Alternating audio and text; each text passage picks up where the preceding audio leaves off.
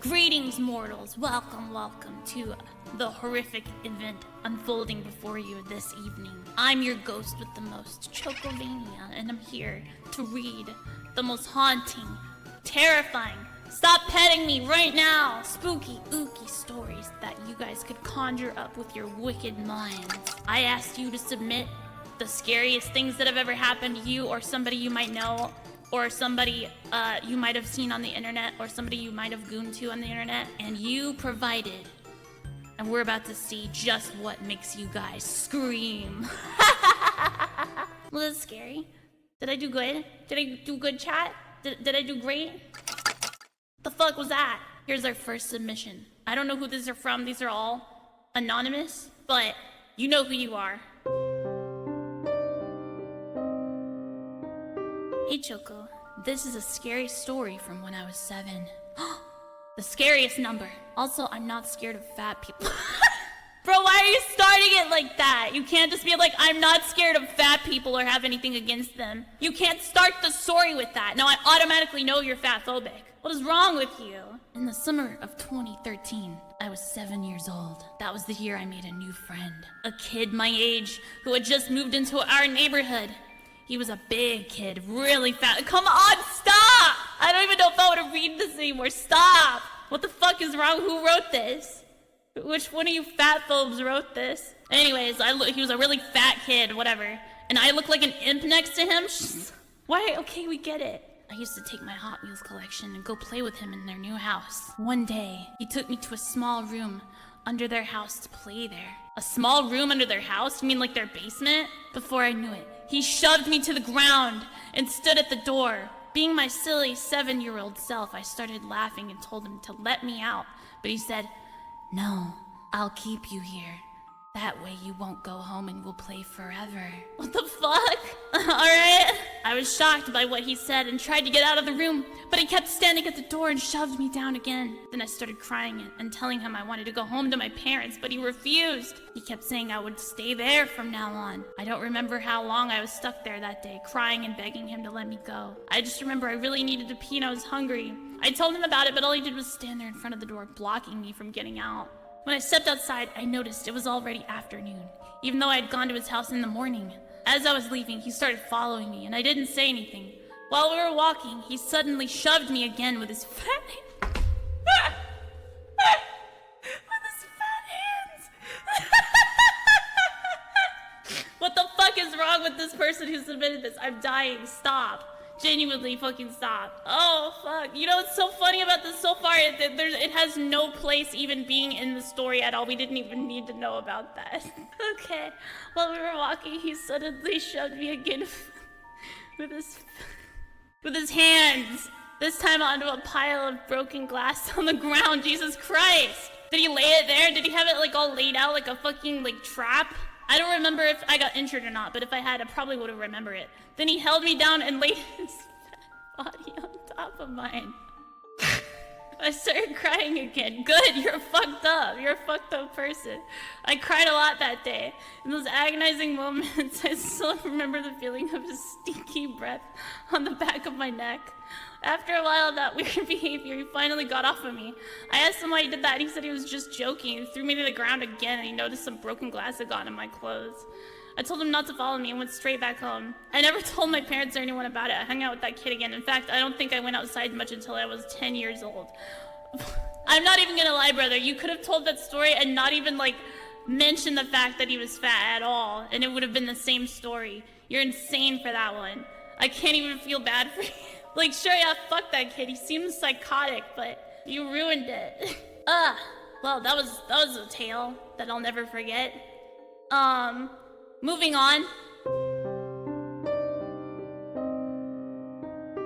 In 2015, I found a radio station I would never rediscover. I was driving in a very rural part of Vermont with bad reception all around. You know, honestly, this is already creepy because I don't know if you guys have ever heard like creepy like radio audio, but radios are really creepy in general. I've heard like creepy cryptic Russian radio stations and stuff like that, and it's just the fact that it can just find you out in the middle of nowhere. You can just find a radio station.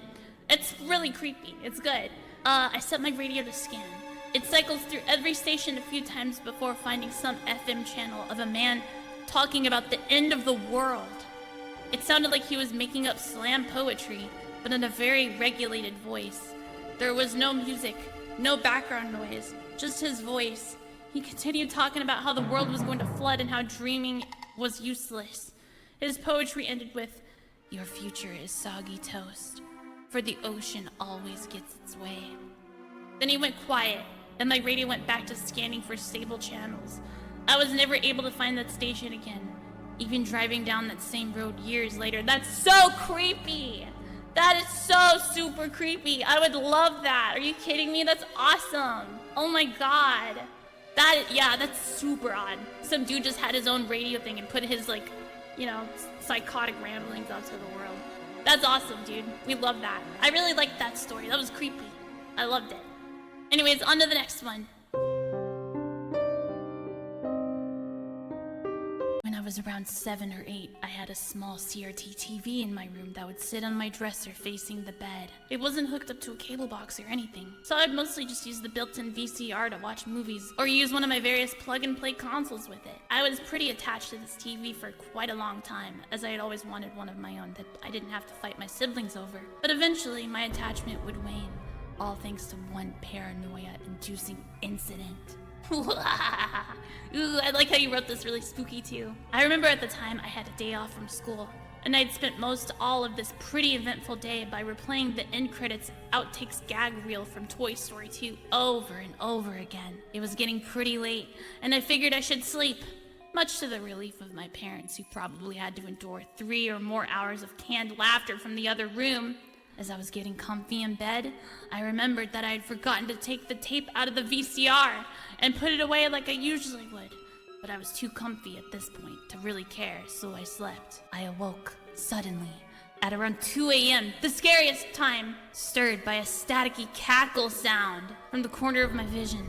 I could tell that my TV had somehow turned itself on, delivering a very soft glow that creeped into the room. The type of glow when a monitor is on but isn't displaying anything. Just that faint shine that seeps out of the edges of the screen. Ooh, the writing is so good. Oh my gosh. There was a very quiet whirring noise emanating from it too, as though it was reading the tape I had left inside but wasn't playing. Now, if that wasn't freaky enough, what freaked me out the most, and the sole reason I hadn't gotten up to investigate, was the apparition that was floating above the TV. It was some sort of wraith, cloaked in gray, tattered rags that moved ethereally,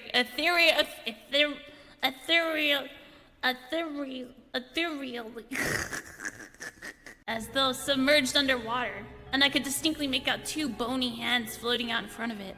Is this real? Is this actually real? I could feel its icy gaze chilling me to my very core. I tried my hardest to be as still and quiet as possible, though my attempts to hold back tears didn't contribute any way to help.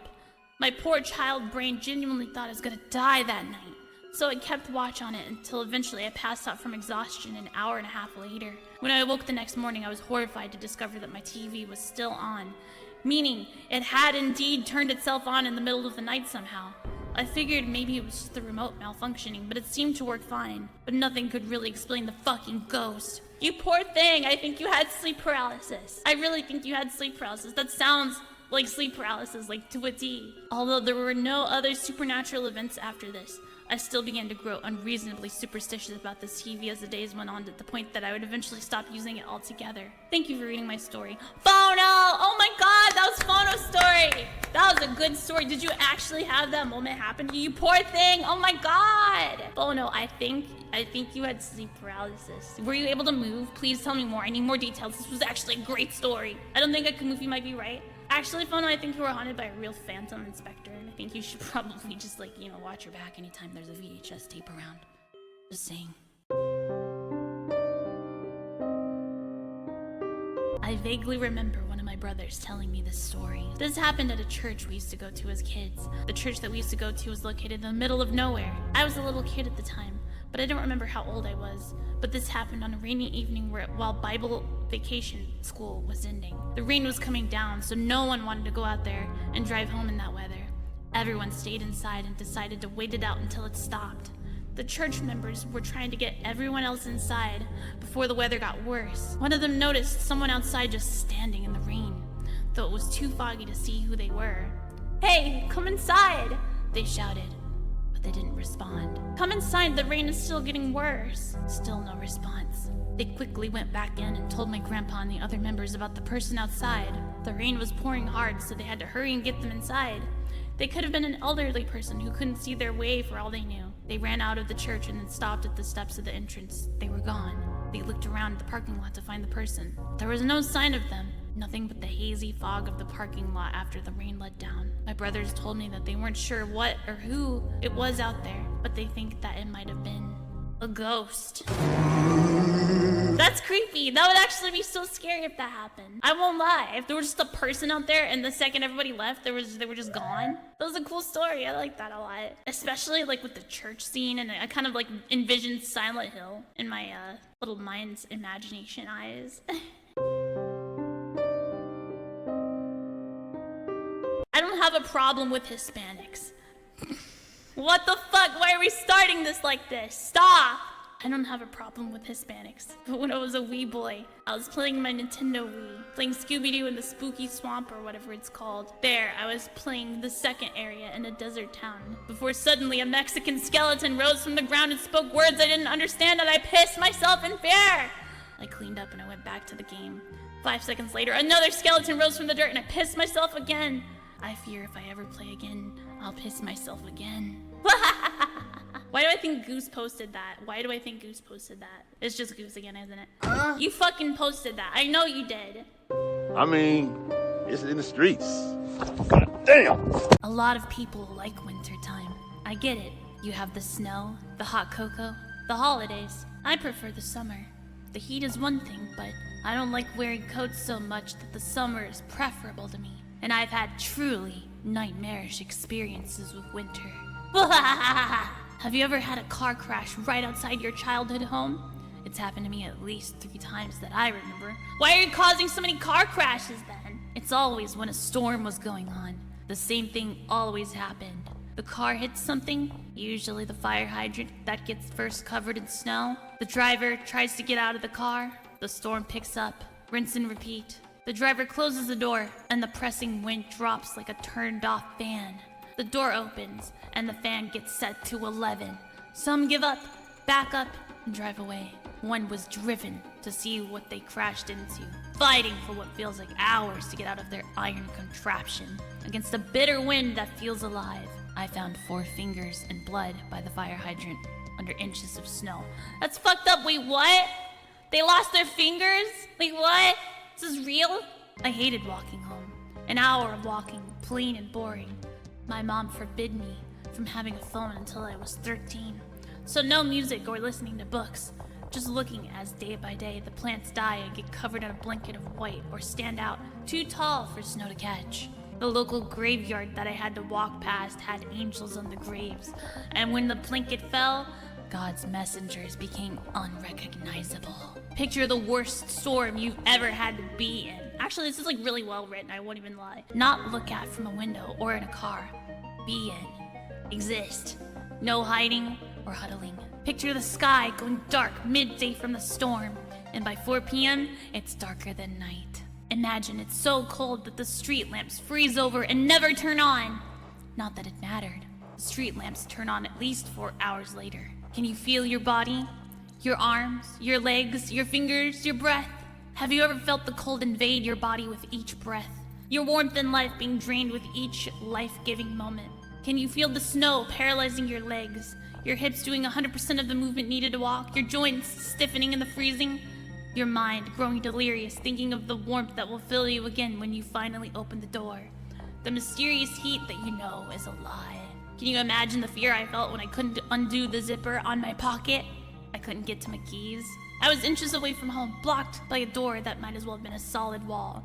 I had to wait 4 hours, feeling the wind blister on my face, until my mom got home. I was so tired that I couldn't sleep. The worst of it all was every house, apartment, hotel, motel, or camper I've ever had to spend a night in. I think every single one of the builders who made the damn thing sucked. foundation would always rock just so slightly that the walls could turn imperceptibly. You couldn't see it move, but you could hear it. I could hear it. Woman, a child, a dead man talking. No matter what, I always heard the same thing. My name. Over and over again. Almost like the storm was begging me to go outside and greet it. It knew me well, and it wanted to introduce itself. Wow! That was Citrea. I don't know if you made that up, but that shit was creepy. That was pretty fucking good. That was scary. I'm scared of snow now. But yeah, those are so good. I love the stories. Thanks so much, everybody, for submitting your spooky stories. What the fuck was that? If you want to see more spooky content like that, hit the subscribe button and maybe I'll do more. I really love that. That segment was awesome. I want to do more in the future. Thanks, guys. Bye!